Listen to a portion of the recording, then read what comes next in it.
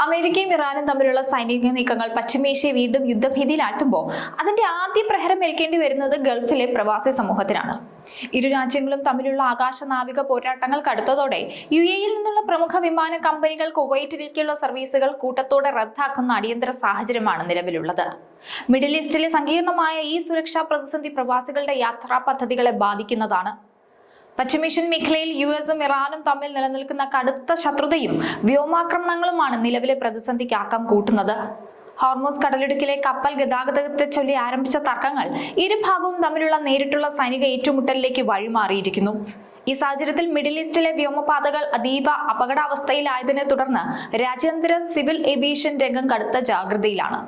സുരക്ഷാ മുൻകരുതലുകളുടെ ഭാഗമായി കുവൈറ്റ് വിമാനത്താവളത്തിൽ നിയന്ത്രണങ്ങൾ ഏർപ്പെടുത്തിയിരിക്കുകയാണ്. ഏർപ്പെടുത്തിയതാണ് യുഎഇ സർവീസുകളെ ബാധിച്ചത്. മേഖലയിലെ സംഘർഷാവസ്ഥയെയും പ്രവർത്തനപരമായ വെല്ലുവിളികളെയും തുടർന്ന് യുഎഇക്കും കുവൈറ്റിനും ഇടയിലുള്ള വിവിധ വിമാന സർവീസുകൾ യുഎഇ വിമാന കമ്പനികൾ റദ്ദാക്കി.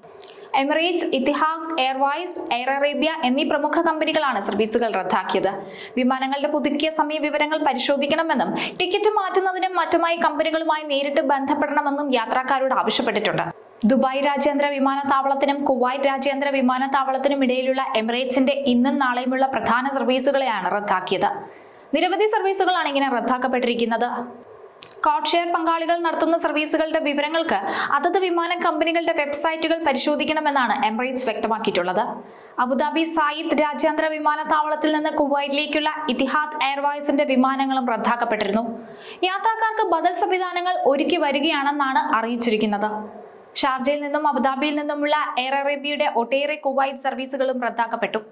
സമയക്രമത്തിൽ മാറ്റമുണ്ടാകാൻ സാധ്യതയുള്ളതിനാൽ വിവിധ വിമാനത്താവളത്തിലേക്ക് ഗൾഫ് മേഖലയിലെ ഈ അപ്രതീക്ഷിത വിമാന റദ്ദാക്കലുകൾ ഏറ്റവും കൂടുതൽ ബാധിക്കുന്നത് സാധാരണക്കാരായ പ്രവാസി മലയാളികളെയാണ്. ദുബായ്, അബുദാബി, ഷാർജ തുടങ്ങിയ പ്രധാന വിമാനത്താവളങ്ങളിൽ നിന്ന് കുവൈറ്റിലേക്കും തിരിച്ചും പോകേണ്ടിയിരുന്ന നിരവധി യാത്രക്കാരാണ് ഇപ്പോൾ വഴിയിലായിരിക്കുന്നത്. കണക്റ്റിംഗ് ഫ്ലൈറ്റുകളെ ആശ്രയിക്കുന്നവർക്കും തൊഴിൽ ആവശ്യങ്ങൾക്കായി യുഎഇയും കുവൈറ്റിനും തമ്മിൽ നിരന്തരം യാത്ര ചെയ്യുന്നവർക്കും ഇത് വലിയ സാമ്പത്തിക നഷ്ടവും മാനസിക ബുദ്ധിമുട്ടുകളും ഉണ്ടാക്കുന്നതാണ്. ടിക്കറ്റ് മാറ്റുന്നതിനും റീബുക്കിങ്ങിനുമായി എയർലൈൻ ഓഫീസുകളെ ആശ്രയിക്കേണ്ട അവസ്ഥയിലാണ് പ്രവാസികൾ. പുറപ്പെടുന്നതിന് മുമ്പ് വിമാനങ്ങളുടെ നിലവിലെ സ്ഥിതി പരിശോധിച്ച് ഉറപ്പുവരുത്തണം. യാത്രക്കാർക്ക് ബദൽ യാത്രാ സൗകര്യങ്ങൾ ഒരുക്കാൻ ശ്രമിക്കുന്നുണ്ടെങ്കിലും അതിലും ചില അനിശ്ചിതത്വങ്ങൾ തുടരുന്നുണ്ട്. അതിനാൽ എയർപോർട്ടുകളിലേക്ക് പോകുന്നതിന് മുമ്പ് വിമാനങ്ങളുടെ ഏറ്റവും പുതിയ സ്റ്റാറ്റസ് അതത് കമ്പനികളുടെ ഔദ്യോഗിക വെബ്സൈറ്റുകൾ വഴിയോ കസ്റ്റമർ കെയർ വഴിയോ ഒക്കെ നേരിട്ട് വിളിച്ച് ഉറപ്പുവരുത്തണം.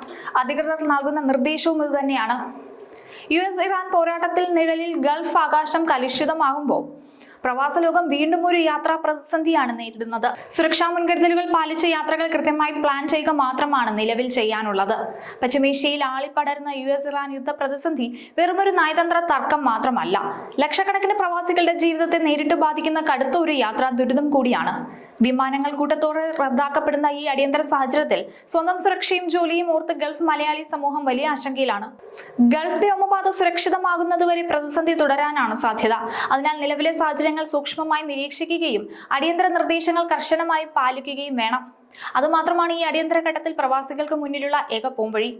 വ്യോമയാന രംഗം സാധാരണ നിലയിലാകാൻ നയതന്ത്രപരമായ ഇടപെടലുകൾ അനിവാര്യമാണ്.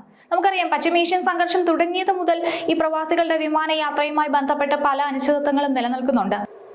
ഇടയ്ക്കൊരു പശ്ചിമേഷ്യ സമാധാന അന്തരീക്ഷത്തിലേക്ക് എത്തുമെന്ന ഒരു പ്രതീക്ഷയൊക്കെ നമുക്കുണ്ടായിരുന്നു. പക്ഷെ അതെല്ലാം തകിടം മറിഞ്ഞ് അനുദിനം സംഗതി വഷളാകുന്ന ഒരു സാഹചര്യത്തിലേക്കാണ് അമേരിക്കയും ഇറാനും ഇപ്പോൾ നടന്നുകൊണ്ടിരിക്കുന്നത്. പശ്ചിമേഷ്യ പൂർണ്ണമായും ശാന്തമാകുന്നതുവരെ വിമാന സർവീസുകളിലെ ഇത്തരം അനിശ്ചിതത്വങ്ങൾ ഇനിയും ഉണ്ടാകാൻ സാധ്യതയേറെയാണ്.